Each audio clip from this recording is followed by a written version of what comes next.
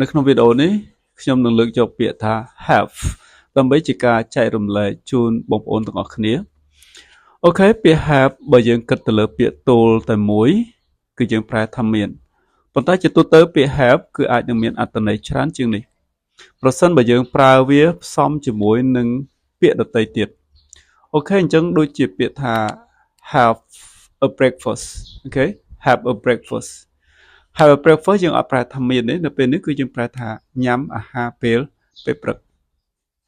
អូខេ have a shower ក៏យើងអត់ប្រែថាមានដែរគឺយើងប្រែវិញថាងូតទឹក have a wash អូខេ have a wash គឺយើងប្រែវិញថាលាងសម្អាតដៃ have an argument យើងប្រែថាមានចំនួន have a walk យើងអត់ប្រែថាមាននេះគឺយើងប្រែវិញថាដើរលេងដើរកម្សាន្ត have a break អូខេ have a break យើងឈប់សម្រាក follow for more English